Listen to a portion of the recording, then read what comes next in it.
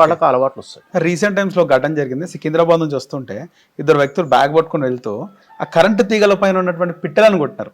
దాంతో పిట్టలను ఎగిరిపోయిన ఒక పిట్ట కింద పడదా, పిట్టను వేసుకొని వెళ్ళిపోతున్నారు. బహుశా వెళ్ళి తీసుకొని తినడానికి. ఇంకొక దగ్గర ఉడతలను పడుతున్నారు.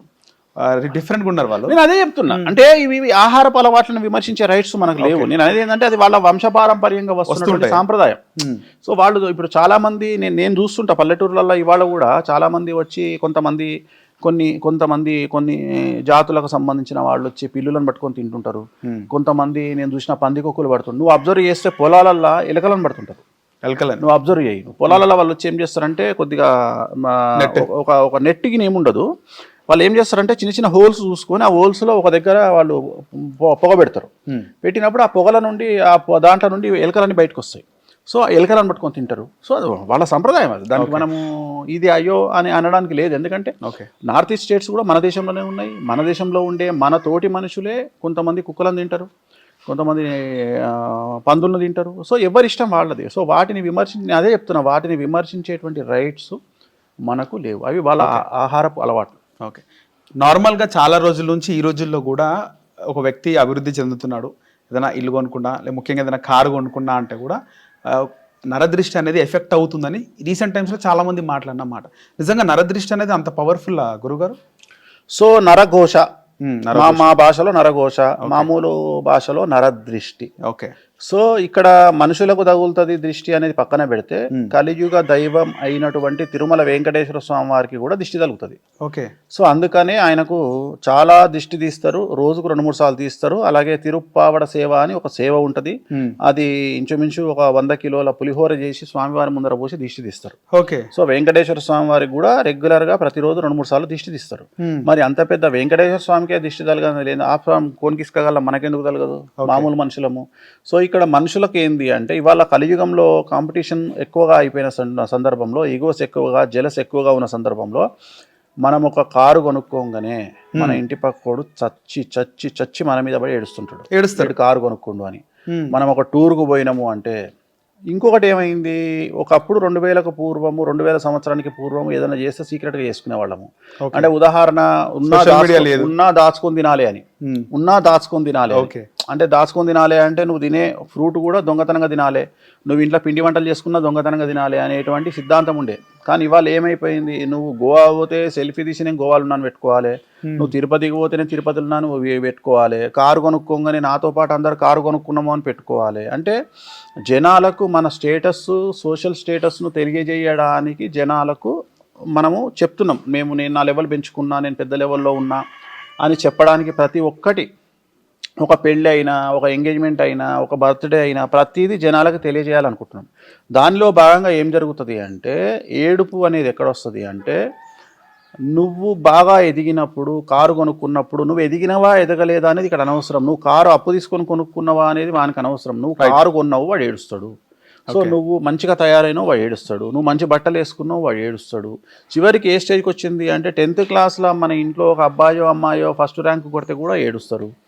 ఇంటర్లో డాక్టరేట్ కనీసం ఒక డాక్టర్ సీట్ వస్తే ఏడుస్తారు. అంటే నువ్వు ఏ రంగంలో తీసుకో, నువ్వు డబ్బుల విషయంలో తీసుకో, నువ్వు కుటుంబ పరంగా తీసుకో, నువ్వు ఏం తీసుకున్నా నీకు అభివృద్ధి అనేటువంటిది ఉంటే మన ఇంటి పక్క వాడు ఏడవడం అనేటువంటిది స్టార్ట్ అయింది. రెండోది కాంపిటీషన్ కూడా ఎట్ ది సేమ్ టైం ఉంది. మన పక్కోడు క్రెటా కొంటే మనం ఇన్నోవా కొనాలి, వానికంటే కనీసం 5 లక్షల కారు ఎక్కువ కొనాలి. సో మనోడు క్రెటా కొంటే మనం BMW కొనాలి, నువ్వు BMW కొంటే నేను జాగ్వార్ కొనాలి. ఈ కాంపిటీషన్లో వెళ్తున్న లైఫ్ ఇది, కాంపిటీషన్ యుగం.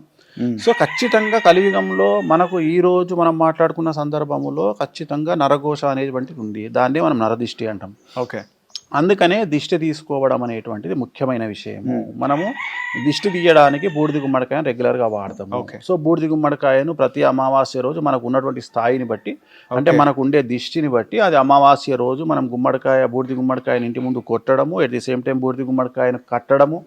జనరల్గా చాలా మంది కట్టేది వేరు, కొట్టేది వేరు ఉన్నారు. అలా కాకుండా బూడిద గుమ్మడికాయనే కట్టాలి, బూడిద గుమ్మడికాయనే కొట్టాలి.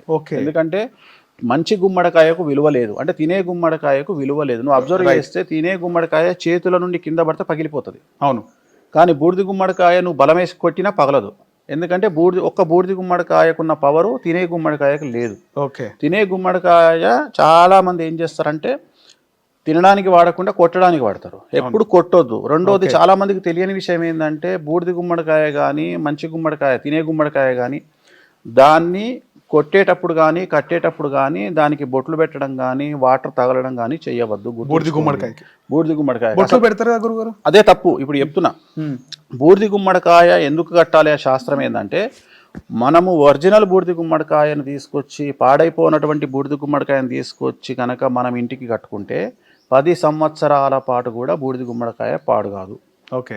ఓన్లీ ఎప్పుడు పాడవుతుంది బూడిద గుమ్మడికాయ అంటే మన మీద నర దృష్టి ఉన్నప్పుడో లేదా మనకి ఎవరైనా ఇంటి పక్కోడు ప్రయోగాలు చేసినప్పుడో మన శత్రువులు ప్రయోగాలు చేసినప్పుడో అప్పుడు మాత్రమే బూడిద గుమ్మడికాయ పాడవుతుంది. ఓకే.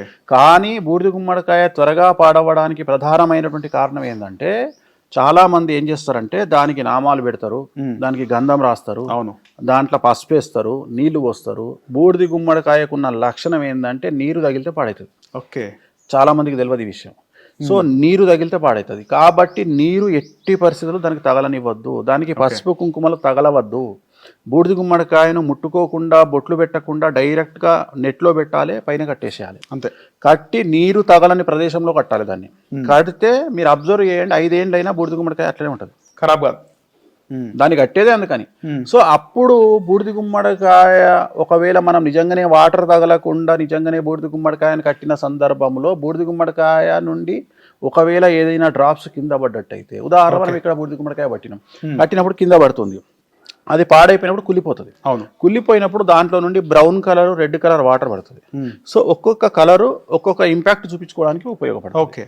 సో మనకు బ్రౌన్ కలర్ పడితే ఏంది, ఉదాహరణ బ్రౌన్ కలర్ పడితే నరఘోష ఉన్నట్టు లెక్క. ఓకే. లేదు బ్లాక్ బ్రౌన్ కలిపి పడ్డది అంటే ఏదో ప్రయోగం జరిగినట్టు లెక్క. ఓకే. సో ఇట్లా అంచనా వేయడానికి బూడిద గుమ్మడికాయని కడతాం. సో అందుకని నరదిష్టి తీయాలి అంటే ఇది ఒక పద్ధతి. మనుషులకు ఇది ఇప్పుడు నేను చెప్పింది ఏంది, ఇది వాహనాలకు కానీ ఇంటికి కానీ. మరి మనుషులకు దిష్టి తగిలితే ఎట్లా అంటే మనుషులకు దిష్టి తగిలినప్పుడు చేసే పని ఏంటంటే తెలియనటువంటి ప్రదేశంలో, ఉదాహరణ చెవు వెనకాల కాటుక పెట్టుకోవడం, అరికాళ్లలో కాటుక పెట్టుకోవడము, లేదు నిజంగానే బాగా దిష్టి జరిగినప్పుడు మంత్రించేటువంటి అంటే దిష్టి మంత్రం వేయగలిగిన వాళ్ళు అయితే నీటికి, ఇప్పుడు ఉదాహరణ మేమైతే నీటికి దిష్టి మంత్రం వేసి వాటర్ బాటిల్ మూత ఓపెన్ చేసి మంత్రం ఇచ్చి 200 ml వాటర్ బాటిల్ ఇచ్చి తాగుమంటాం.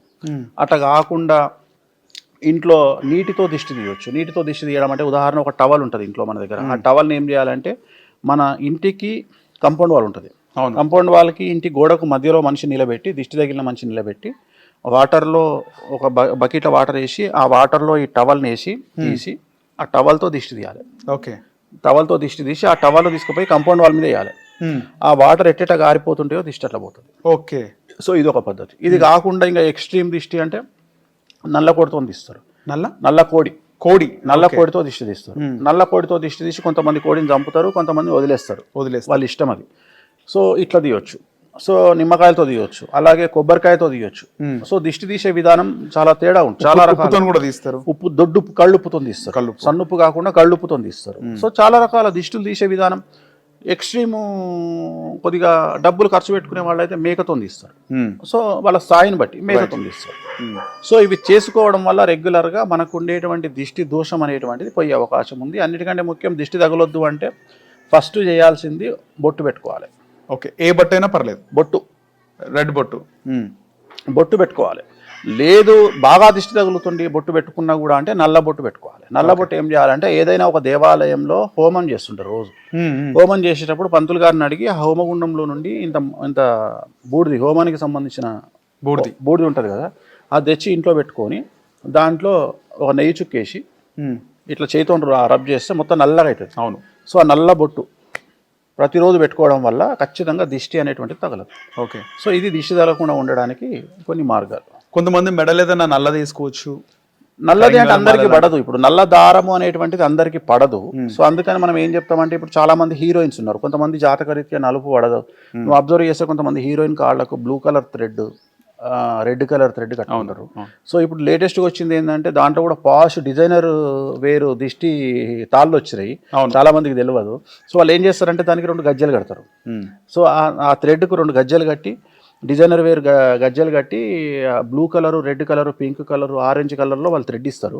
ఆ థ్రెడ్ను కాళ్ళకు కట్టుకున్నా సరిపోతుంది. కొన్నిసార్లు మనము కొంతమంది ఏనుగు వెంట్రుక ఉంటుంది, చాలా రఫ్గా ఉంటుంది ఏనుగు వెంట్రుక.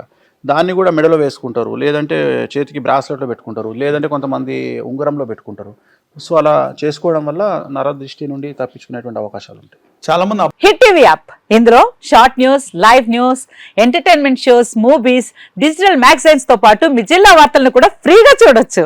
ఇంకెందుకు ఆలస్యం, వెంటనే హిట్ టీవీ యాప్ ని డౌన్లోడ్ చేసుకుని ఫ్రీగా ఎంటర్టైన్మెంట్ పొందండి. Hit TV app. Hit TV app. Please download Hit TV app. Hit TV యాప్ని ఫ్రీగా డౌన్లోడ్ చేసుకొని ఎంజాయ్ చేయండి. మీకు నచ్చిన ఎంటర్టైన్మెంట్ కోసం హిట్ టీవీ యాప్ ని ఫ్రీగా డౌన్లోడ్ చేసుకుని ఎంజాయ్ చేయండి. హిట్ టీవీ యాప్ని డౌన్లోడ్ చేసుకుని ఆస్వాదించండి, ఆశీర్వదించండి. ఇంతమంది సెలబ్రిటీలు హిట్ టీవీ యాప్ ని డౌన్లోడ్ చేసుకోండి అని చెప్తున్నారంటే ఎంత మంచి యాప్ ఆలోచించండి. అమెరికా అమెరికా అమెరికా అమెరికాలో చదవాలనుకునే వాళ్ళకి విశ్వసనీయమైన పేరు మన శౌర్య కన్సల్టెన్సీ. UK లో 1 year masters. UK లో 1 year masters. 2 years work permit up to 5 years visa. Contact Saurya Consultancy. Contact 89851 89851.